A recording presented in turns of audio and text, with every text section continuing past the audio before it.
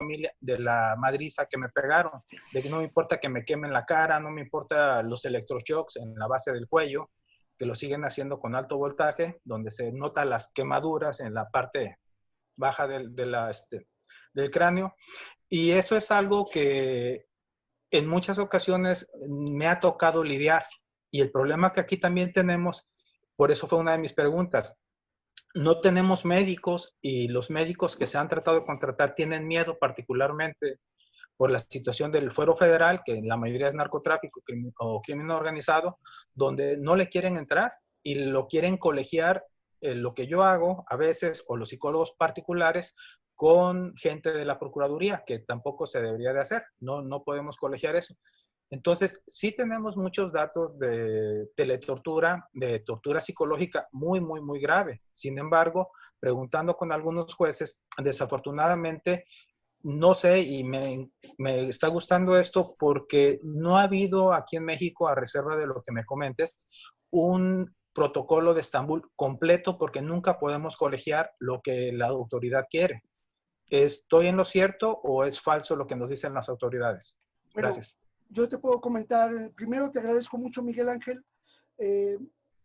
La experiencia que tenemos es que sí se puede colegiar y estamos colegiando buenos dictámenes, estamos haciendo buenas mancuernas con nuestros colegas para entender lo que debe ser la colegiación. Porque, como repito, el hecho de que cada quien tiene su dictamen, los juntamos y lo firmamos, eso no es colegiar. Pero, por ejemplo, mi colega, la maestra Marisabel Mazo Duarte, de hecho, nosotros le dimos capacitación al personal de la Procuraduría de Justicia de Coahuila. No nos hacemos responsables de los resultados, pero cuando menos dimos un seminario intentando esta manera de colegiar. Hemos insistido en el Consejo de la Judicatura, en los juzgados, que pidan los dictámenes colegiados, pero de manera colegiada.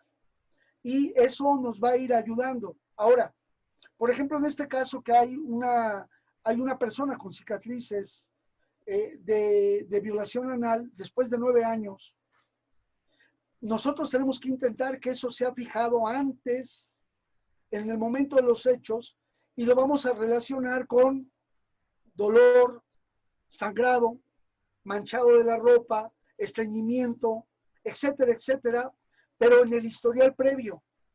Y por eso hay que tratar de ver qué consultas tuvo al momento de la detención, si fue examinado por médico. En algunos casos se ha conservado la ropa. En otros, por ejemplo, nosotros acreditamos la violación de una persona porque había una laceración en el esfínter anal y los peritos decían que no era cierto, pero ellos no fijaron fotográficamente. Cuando hicieron su dictamen, no lo fijaron fotográficamente. Y cosas como esas generan situaciones gravísimas. En el caso de Guillermo Vélez Mendoza, tuvimos que llegar a la exhumación del cadáver, la renecropsia, porque en las fotografías se generaron artificios en los que parecía que le habían pinzado el pene con unas pinzas de caimán y se veía esa lesión y en realidad fue un artificio. Sin embargo, los peritos omitieron el examen de los genitales y por lo tanto tuvo que llegarse hasta la exhumación. No era necesario. La gran ventaja ahí que logramos acreditar la tortura es porque él tenía un infiltrado hemático en la región de la pardilla costal. Y lo que sucedió es que a él, cuando lo tenían sujeto y lo estaban torturando, le dan un golpe en el plexo solar. Como es muy corpulento, cae junto con el comandante que lo estaba sujetando y ahí se fractura el cartílago tiroides y eso ocurrió dentro del López 12 de acuerdo al cronotanato diagnóstico. Pero tuvimos que llegar a todo eso por la falta de cuidado en el análisis pericial de los dictámenes previos. Ahora, cuenta con todo el apoyo para que nosotros podamos auxiliar, para colegiar y demás. Ahora, miedo siempre tenemos. Eso, el miedo lo traemos siempre aquí al lado y por eso nosotros somos éticos. Y antes que otra cosa, nos dicen, oiga, yo quiero un protocolo de Estambul, pero lo quiero por todo, con todo, y nos dicen, ahí les van 50,000. Oiga, pero nosotros cobramos 60. No, $50,000. Y uno dice, a ver, espérame, vamos despacito, a ver de qué se trata. Y hay que primero asegurar que nos den la independencia ética para actuar y después ya nos lanzamos, porque así sean grandes capos. Si nosotros le decimos, usted no fue torturado, pero ellos sienten que hubo confianza, que hubo empatía, que se le examinó acuciosamente, perfecto. Y hemos tenido hallazgos de que hay personas que son de lo peor como delincuentes y los han torturado terriblemente y ha salido positivo, y pues no es nuestra obligación ni tampoco nuestra responsabilidad. A veces algunos ministerios públicos y sobre todo los abogados victimales, cuando nosotros fallamos que hubo tortura, nos dice, oiga, pero usted ¿por qué lo pone de tortura? Lo van a dejar en libertad y demás. Le digo, por su culpa lo van a liberar. Le digo, oye, yo no le dije que lo torturaran. Yo no le dije a los policías que lo torturaran, ni le dije que pusieran lo que pusieron en el Ministerio Público, etcétera, etcétera. Nosotros no somos jueces, esa es la gran ventaja. Ahora, algo que es muy importante, yo sugiero, porque nos ha tocado temas de seguridad nacional, temas graves, donde está o el ejército, o grupos de narco, o grupos insurgentes, grupos guerrilleros, etcétera, no ha sido fácil. Y entonces nosotros lo primerito que le decimos a la persona es, mire, usted no me diga nada que yo no deba saber. Si usted es culpable o es inocente, si hizo o no hizo, eso a mí déjemelo a un lado. A mí nada más dígame qué le hicieron del momento en que lo detienen hasta el momento en que hoy lo estoy examinando. Y eso nos ha preservado la vida por más de 25 años. Entonces, podemos intentar acuerparnos quienes quieran colegiarse, podemos en un momento dado, si hay preguntas muy puntuales, auxiliar para que participen. Aquí están algunos compañeros que están en la sesión, que son parte de nuestro equipo de trabajo, que están también escuchando para ayudar y apoyar cuando sea necesario. Si hay alguna otra pregunta.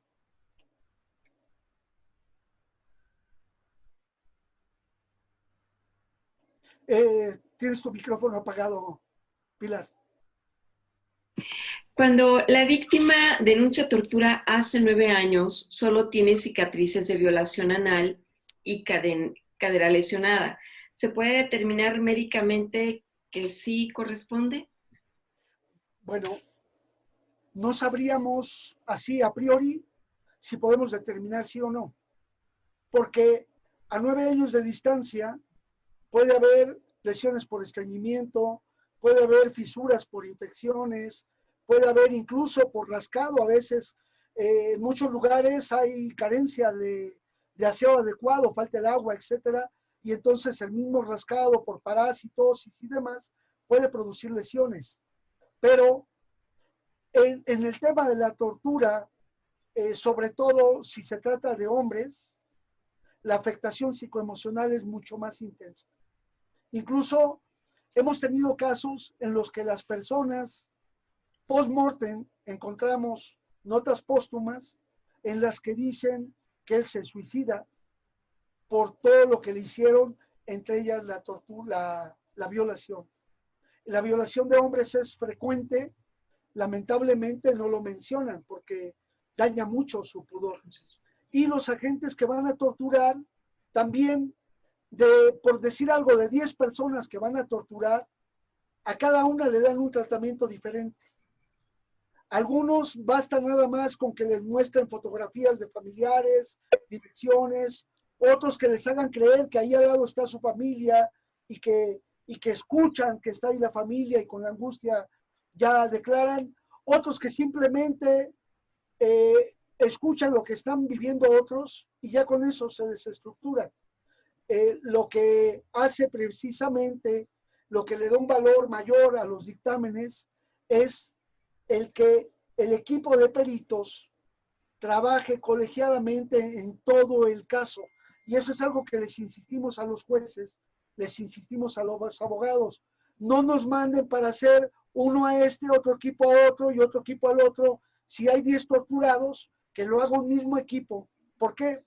porque entonces perdemos un gran valor que tenemos, que es el valor de las testimoniales. Recordemos que cuando investigamos tortura, encontramos congruencia, concordancia y correspondencia, primero entre cada uno de sus relatos, entre los relatos de los otros y entre ellos y la situación de tiempo. Eso es fundamental.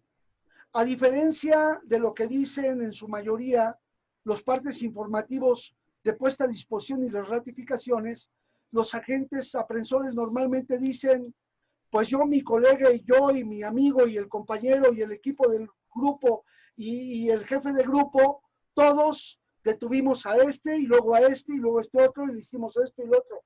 Y cuando van a ratificar, todos ratifican igual. Aunque hubieran hecho las mismas acciones, tan solo en expresar los hechos varía de uno a otro. Así fueran un siamés con 4 cabezas y 8 extremidades, cada cabeza relataría el mismo hecho que vivieron juntos de manera distinta. Entonces, aquí lo que le da mucho valor cuando podemos examinar colegiadamente a todos los que están involucrados en una serie de eventos de detención, podemos ver que unos dicen, pues yo no vi, pero escuché que alguien se lo llevaron al hospital. Yo no vi, pero supe que a alguien le fracturaron porque no podía caminar después de que lo sacaron, etc. Yo vi que uno vomitaba con sangre y tal. Y el otro en su relato dice, bueno, pues a mí cuando me sacaron me hicieron tal. Y entonces, cuando armamos todo el rompecabezas, podemos ver que los llevaron a un lugar más o menos parecido, etcétera, etcétera. Y eso le da mucho más fuerza a la investigación del peritaje. Además que por economía procesal nos da más facilidades. ¿Alguna otra pregunta, por favor? Hay una pregunta y tiene una respuesta también. Dice el doctor García Brand, ¿cómo podríamos realizar nuestro peritaje cuando el oficio o la solicitud del Ministerio Público menciona que hagamos de su conocimiento si nuestro peritaje es reproducible o irreproducible? Si cuando lo realizamos no se encuentra presente el perito de la defensa. Y le contesta el doctor Eloy Morales Brand. El doctor Morales dice, tienes que avisarle primero al MP, no puedes avisarle que es irreproducible hasta después de que lo hiciste. Y se le avisa al MP y se le da fecha y hora para hacerlo, para que le avise a la defensa y ya ellos se hagan bolas. Bueno, hay un punto aquí también que tiene que ver con, aprovechando esta pregunta, es sobre la confidencialidad. Hay dictámenes que nosotros los llevamos a la reserva, los entregamos en un sobre cerrado y se lo entregamos al juez porque la persona nos está revelando cosas que no quiere que otros sepan. Por ejemplo, a veces detienen a una pareja y a la esposa la violaron y ella nunca lo mencionó a su esposo y tiene miedo por sus familiares, etc. Entonces ahí nosotros metemos en confidencialidad esa parte del dictamen. Y hay otra cosa, guardamos todos los elementos de prueba, todos los videos, todas las fotografías, todos los testimonios que recabamos o las demás cosas, las guardamos bajo reserva por si hubiera necesidad de que el juez no las pida, las presentamos. Pero nuestras pruebas no necesariamente se deben de presentar dentro del propio dictamen, porque se harían pues muy extensas. Eso es algo que también tenemos que comentar, y esto también en cuanto a si es reproducible o irreproducible, hay que también establecerlo así, porque así lo ha pedido la víctima o el perito ante el temor de que pueda tener algún tipo de represalia. Entonces queda bajo el sigilo de la investigación, y aunque los juicios ya son públicos eso queda en el ámbito de la confidencialidad y hay que solicitar que se garantice. Por ejemplo, en este dictamen que yo le estoy compartiendo, lo hago porque la persona a quien se le realizó, él pidió que sirviera para fines de investigación, para fines de académicos, para fines de divulgación y para fines de defensa. Hay una muy buena pregunta, hay una muy buena pregunta que nos interesa a todos, sobre todo a los peritos psicólogos. Vamos a hacer la pausa y llegamos